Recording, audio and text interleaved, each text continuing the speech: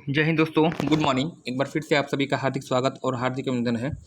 GS cyclone एक कदम सफलता की ओर UP police re exam 2024 model paper set number आपका 4 होगा।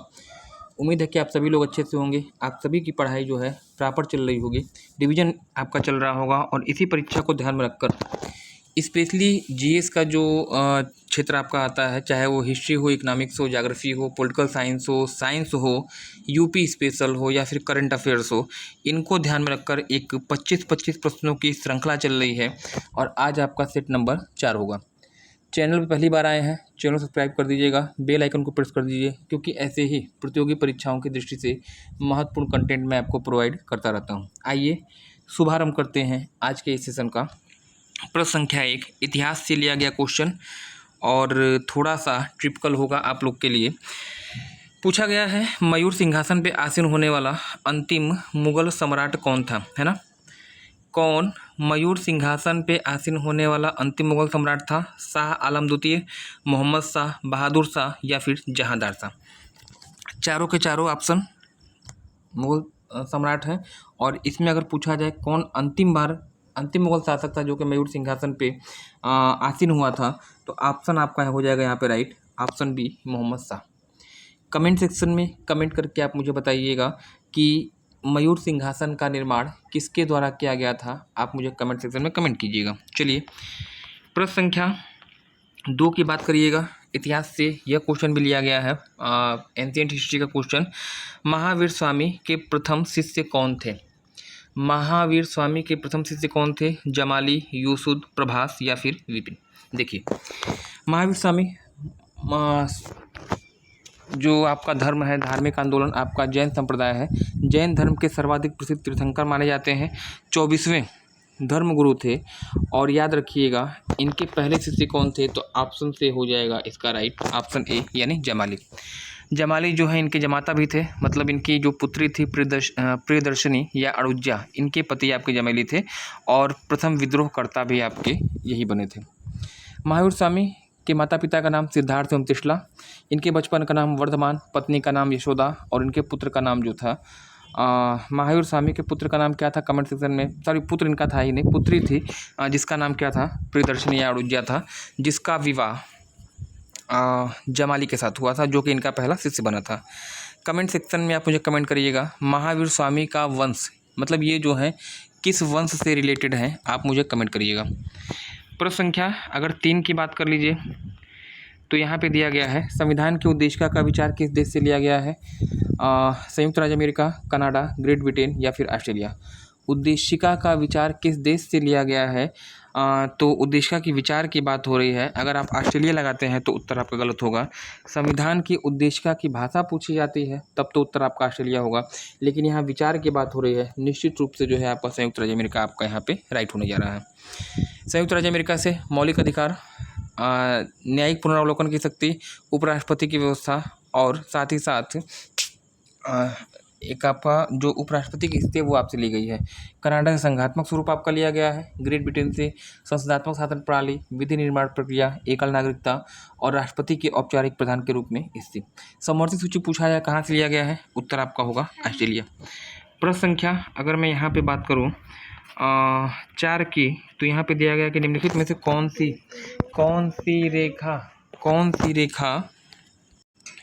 निम्नलिखित में से कौन सी रेखा समान गहराई वाले स्थानों को मिलाती है, ये आपसे पूछा गया है। आइसोहाइट पूछा गया है कि निम्नलिखित में से कौन सी रेखा समान गहराई वाले स्थानों को मिलाती है। आइसोहाइट दिया है, आइसोग्लास दिया है, आइसोबात दिया है या फिर आइसोसिग्मल दिया है। समान गहराई वाले स्थानों को मिलाने वाली रेखा पूछा जाता है। यहाँ पे जो प्रश्न आपका होगा, देखिए गहराई की बात हो रही है ना, आइसोबात आपका उत्तर हो जाएगा यहाँ पे राइट। समान गहराई को मिलाने वाली रेखा आइसोबात आपका हो जाएगा। अगर आइसोहाइट की अगर आप बात करें, समवर्षा रेखाएं हैं यानी समान वर्षा वाले स्थानों को मिलाने वाली रेखा। आइसोग्लास समान भाषा वाले स्थानों को मिलाने वाली रेखा आपकी आइसोग्लास होगी। और आइसोसिग्मल की अगर बात करिएगा तो वह रेखा जो समान भूकंपीय तीव्रता वाले स्थानों को मिलाती है, आइसोसिग्मल आप बता देंगे। प्रश्न संख्या अगर 5 की बात करिएगा तो यहाँ पे दिया गया है, निम्नलिखित में से कौन सुमिलित नहीं है। ज्योग्राफी का क्वेश्चन है।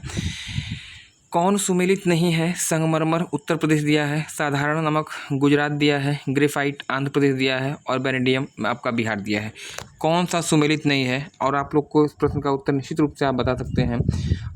जो आपका है संगमरमर यहाँ पे राइट होगा, क्योंकि संगमरमर आपका उत्तर प्रदेश से नहीं मिलता है, बल्कि मकराना की खान संगमरमर के लिए फेमस है।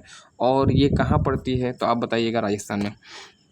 आज के सेशन का छठवां क्वेश्चन अगर पूछ लिया जाए तो यहाँ पे दिया गया है, पॉलिटिकल साइंस से लिया गया क्वेश्चन, B.R. अम्बेडकर है ना। प्रारूप समिति में B.R. अम्बेडकर के अलावा कुल कितने मेंबर थे? प्रारूप समिति में B.R. अम्बेडकर के अलावा कुल कितने सदस्य थे? 7, 8, 6 या फिर 5? देखिए, B.R. अम्बेडकर के अलावा पूछा जा रहा है। टोटल सदस्य की संख्या 7। टोटल कितने मेंबर थे? 7 थे। अध्यक्ष कौन थे? B.R. अम्बेडकर थे। अगर हम इनको हटा देते हैं तो कितने बचते हैं? 6। तो उत्तर जाहिर सी बात है, कितने सदस्य हो जाएंगे? 6 मेंबर आपके हो जाएंगे। अगर पूछ देता कि प्रारूप समिति में कितने मुस्लिम सदस्य थे, आप कमेंट सेक्शन में कमेंट करके बताइएगा कि 7 सदस्यों में से कितने मुस्लिम सदस्य थे और कितने सदस्यों का स्थान परिवर्तन किया गया था। चलिए, प्रश्न संख्या अगर मैं 7 की बात करें, करंट अफेयर्स का क्वेश्चन है। हाल ही में किस खिलाड़ी ने विंबलडन 2024 का मेंस एकल खिताब जीता था? किस खिलाड़ी ने विंबलडन 2024 का मेंस एकल खिताब जीता? नोवाक जोकोविच, आंद्रे रसेल, निकोलस पूरन या फिर कार्लोस अल्काराज? तो इस प्रश्न का उत्तर है ऑप्शन डी यहाँ पे हो जाएगा। स्पेन के हैं कार्लोस अल्काराज। इन्होंने जो है अब की बार का मेंस सिंगल्स खिताब जो है जीता है, और ये किसको इन्होंने हराया है? नोवाक जोकोविच। कमेंट सेक्शन में आप मुझे कमेंट कीजिएगा, नोवाक जोकोविच का संबंध किस देश से है? आप कमेंट करेंगे। देखिए, ये जो श्रृंखला है ना, यह जो लक्ष्मण रेखा सीरीज है, इस सीरीज का नाम ही मैंने रखा है लक्ष्मण रेखा सीरीज। मतलब इस सीरीज में जितने भी मैंने आपको प्रश्न दिए हैं, उससे एक प्रश्न आपका बाहर जाना नहीं है। तो निश्चित रूप से जो है ये लक्ष्मण रेखा के रूप में अपनी कहावत को चरितार्थ करती है, अपने शीर्षक को चरितार्थ करती है। कापी पेन लेके आप बैठिए, निश्चित रूप से जो है ये आपके लिए मददगार होगी, सहायता होगी। जो चीज़ें आपको लगता है कि मैं नहीं जान रहा हूँ, उसको आप एक रफली नोट बनाइएगा, फिर उसका एक फेयर नोट बनाइए और उसका रिवीजन करिएगा, रिवीजन करके जाइएगा। निश्चित रूप से जो है यह प्रश्न आपको एग्जाम में मिलने वाले हैं। प्रश्न संख्या 8 की अगर बात करिएगा, दिया गया कि निम्नलिखित में से किस शैल समूह में भारत में सबसे अधिक बिटुमिनस कोयला पाया जाता है? किस शैल समूह में भारत में सबसे अधिक बिटुमिनस कोयला पाया जाता है? टर्शरी क्रम, गोंडवाना क्रम, विंध्यन क्रम की चट्टान या फिर धारवाड़ क्रम की चट्टान? कोयला की बात हो रही है, और कोयला की जब भी बात होती है तो ऑप्शन डी आपका आता है यहाँ पे राइट। Sorry 1 minute. कोयला की बात हो रही है, कोयला के लिए आपका ऑप्शन बी होगा यहाँ पे राइट, गोंडवाना क्रम की चट्टान।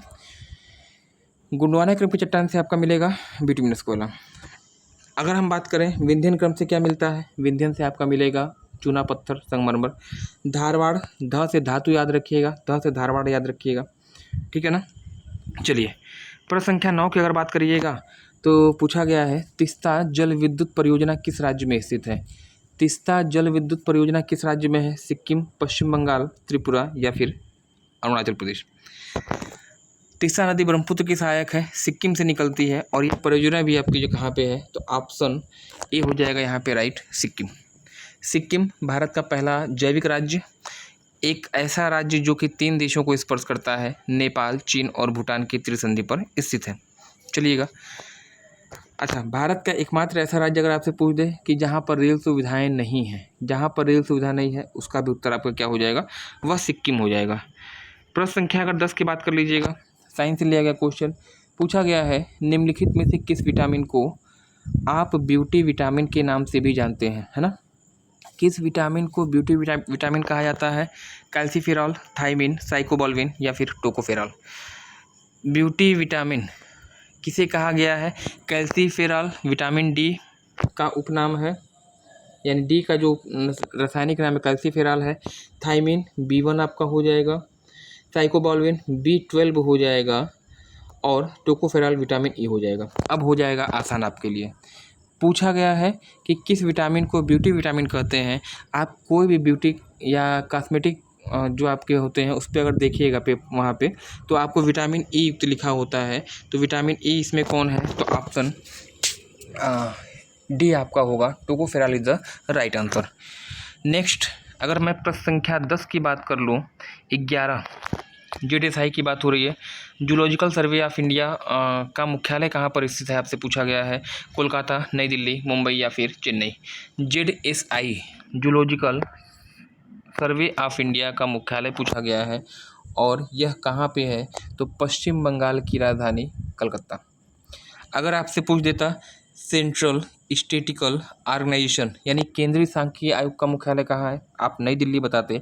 अगर आपसे पूछता दलाल स्ट्रीट कहाँ है, तो आप क्या बताते, मुंबई में, है ना। चलिएगा, प्रश्न संख्या अगर 12 की बात कर लीजिए, तो यहाँ पे दिया गया है कि किस संविधान संशोधन के द्वारा मंत्रिमंडल में मंत्रियों की संख्या को निश्चित किया गया। उस संशोधन का नाम बताना है जिसके माध्यम से किसी राज्य या किसी केंद्र शासित प्रदेश के मंत्रिमंडल में कितने मंत्री होंगे, उनकी मैक्सिमम संख्या को क्या कर दिया गया था, निश्चित कर दिया गया था। 69वां दिया है, 32वां दिया है, 42वां दिया है या फिर 91वां दिया है। किसके माध्यम से किया जाता है, पहले प्रश्न का उत्तर और उसके बाद बाकी शेष को देखते हैं।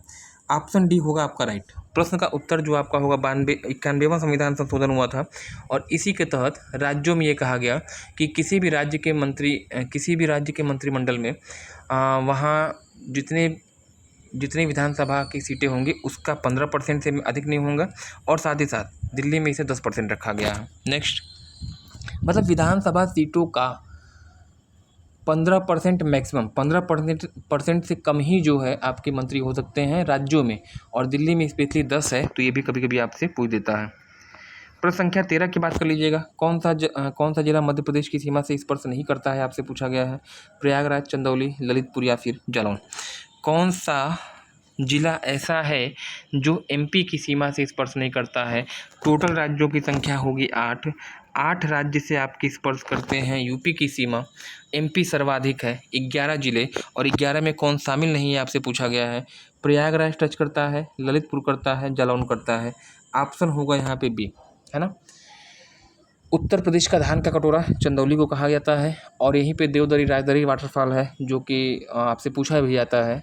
इसके अलावा चंदौली की बात करिएगा तो यहीं पे जो है आपका एक क्या उसका नाम है, चंद्रप्रभा अभ्यारण्य आपका यहीं पे है, और यहीं पे मुगलसराय जंक्शन है जो कि एशिया का सबसे बड़ा यार्ड कह लीजिएगा ना। नेक्स्ट, प्रश्न संख्या अगर मैं यहाँ पे 14 की बात करूं तो यहाँ पे पूछा गया है, दिवस से दिया गया क्वेश्चन, विश्व महासागर दिवस किस तिथि को मनाया जाता है। 6 जून, 8 जून, 14 जून या फिर 10 जून। इस प्रश्न का जो सही उत्तर होगा, महासागर दिवस पूछा गया है, ऑप्शन हो जाएगा यहाँ पे B, 8 June is the right answer, है ना। जब आपका पेपर होगा उससे 3 महीने पहले के और 3 महीने बाद के 2 दिवस हैं, उसको ज़रूर रिवाइज करके जाइएगा, निश्चित रूप से जो है आपके लिए फ़ायदे में रहेंगे। प्रश्न संख्या 15, एशिया की सबसे बड़ी तांबा की खान मलाजखंड की खान है, बिल्कुल है। यह किस राज्य में स्थित है, ये आपसे पूछी गई है। मलाजखंड की खान मांडला एवं बालाघाट डिस्ट्रिक्ट, और डिस्ट्रिक्ट का नाम सुन के आप निश्चित रूप से इस प्रश्न का उत्तर बता सकते हैं कि ये कहाँ पे है, तो ऑप्शन डी मध्य प्रदेश में इसकी लोकेशन होगी। प्रश्न संख्या 15 के बाद अगर मैं 16 की बात करूं, दिया गया निम्नलिखित में से पृथ्वी का सबसे समीप का तारा, और गलत आप करेंगे नहीं, गलत अगर करते हैं तो होगी पिटाई आप लोग की, क्योंकि हमेशा इस पे चर्चा होती है। पृथ्वी के सबसे समीप का तारा सूर्य है, और कितना दूरी पे है, तो बताइएगा 14.96 करोड़ किलोमीटर। जब सूर्य हमसे पास होगा उस कंडीशन को कहते हैं अपसौर, और कब पास होता है तो आप कहेंगे 3 जनवरी। कब दूर होता है पृथ्वी से, 4 जुलाई को 3 जनवरी को क्या होगा, उपसौर। 4 जुलाई को क्या होगा, अपसौर। और एवरेज डिस्टेंस कितनी होगी, 14.96 करोड़ किलोमीटर। और सबसे समीप का तारा क्या है, आपने बता दिया। अब साइरस की बात करिए। साइरस सबसे चमकीला तारा होगा ब्रह्मांड का।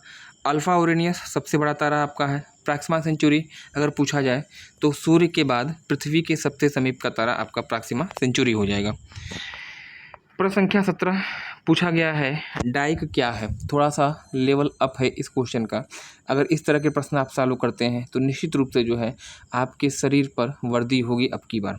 देखिए, ज्वालामुखी द्वारा निकली डाइक क्या है पूछा गया है। ज्वालामुखी के द्वारा निर्मित आंतरिक स्थलाकृति, तटीय स्थलाकृति, हिमानी द्वारा निर्मित स्थलाकृति या फिर भूमिगत जल के द्वारा निर्मित स्थलाकृति।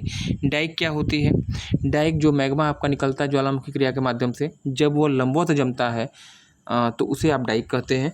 और यहाँ पे ऑप्शन मुझे जो लगता है सही होना चाहिए, ज्वालामुखी क्रिया में निर्मित जो आंतरिक स्थलाकृति है उसी को आप डाइक कहते हैं। डाइक है, सिल है, लैकोलिथ, फैकोलिथ, ये सब क्या है? ज्वालामुखी के द्वारा निर्मित स्थलाकृतियाँ आपके हो जाएंगे। प्रश्न संख्या 18, निम्नलिखित में से कौन सा शहर सतलज नदी के किनारे पर स्थित है? कौन सा शहर? इतिहास का लिया गया क्वेश्चन, सिंधु घाटी का सभ्यता का क्वेश्चन है। कौन सा शहर सतलज के किनारे पर स्थित है? कालीबंगा राजस्थान में है, राजस्थान में सतलज गई नहीं है। रोपण पंजाब में पड़ता है, में भी हो सकता है। धौलावीरा गुजरात में भी सतलज नहीं गई है। और वनवाली हरियाणा में पड़ता है और यहाँ भी सतलज नहीं गई है। तो एकदम क्लियर कट आपका उत्तर है, कोई दिक्कत नहीं है।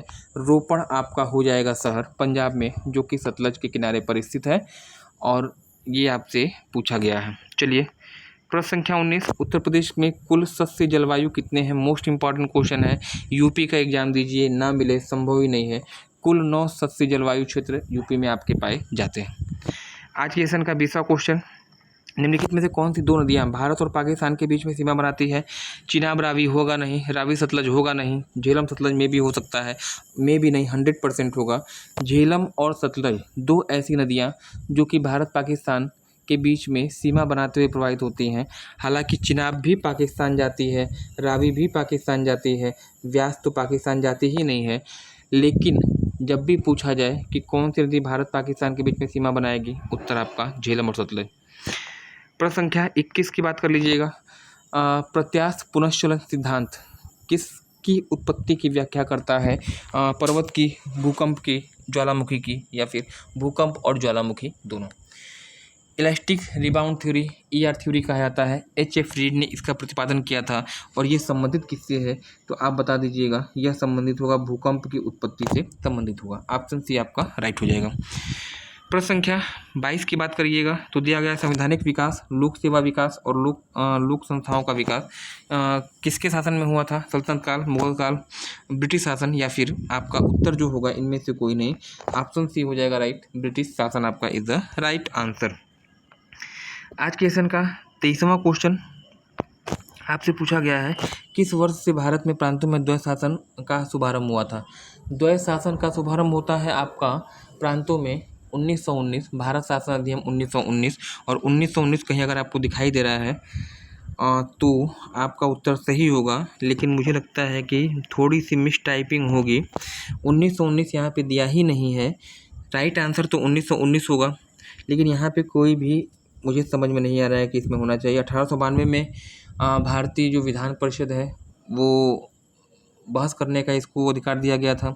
1935 का भारत शासन अधिनियम, RBI की स्थापना होती है, म्यांमार को अलग किया जाता है, हाँ, और उड़ीसा और सिंध प्रांत की स्थापना की जाती है। संघीय न्यायालय की स्थापना 35 में होती है।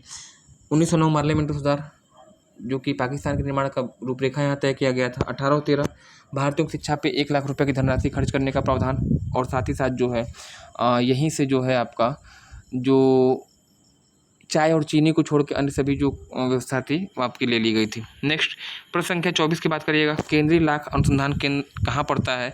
रांची में। और रांची कहाँ पड़ता है? झारखंड। ऑप्शन बी हो जाएगा आपका राइट, है ना। लाख अनुसंधान केंद्र कहाँ पे है? झारखंड में। आज के सेशन का अंतिम क्वेश्चन पूछा गया है, माउंट कैमरून का संबंध किस महाद्वीप से है? माउंट कैमरून अफ्रीका महाद्वीप का एकमात्र सक्रिय ज्वालामुखी है। ऑप्शन सी होगा राइट, कैमरून देश में इसकी लोकेशन होगी। ये तो रहे 25 महत्वपूर्ण प्रश्न। कल मैंने आपसे पूछा था महावीर स्वामी का जन्म किस कुल से हुआ है और किस कुल में हुआ था, तो आपने बताया भी है। ऑप्शन बी ज्ञात्रिक वंश से संबंधित है। शायद शुरुआत में ही मैंने इसका उत्तर आउट कर दिया था। आज का प्रश्न आपके लिए कमेंट सेक्शन में कमेंट जरूर कीजिएगा। निम्नलिखित में से किस राज्य में, देखिए, निम्नलिखित में से किस राज्य में उत्तर पूर्वी मानसून से बारिश होती है, ये आपसे पूछा गया है। इंडियन क्लाइमेट का प्रश्न है। गुजरात, पश्चिम बंगाल, उड़ीसा या फिर तमिलनाडु। किस राज्य में उत्तर पूर्वी मानसून से बारिश होती है? कमेंट सेक्शन में मुझे जरूर कमेंट करिएगा। चैनल पे पहली बार आए हैं, चैनल सब्सक्राइब कर दीजिएगा, बेल आइकन को प्रेस कर दीजिएगा, क्योंकि ऐसे ही प्रतियोगी परीक्षाओं की दृष्टि से महत्वपूर्ण कंटेंट मैं आपको प्रोवाइड करता रहता हूँ। तो धन्यवाद, थैंक्स फॉर ज्वाइनिंग मी।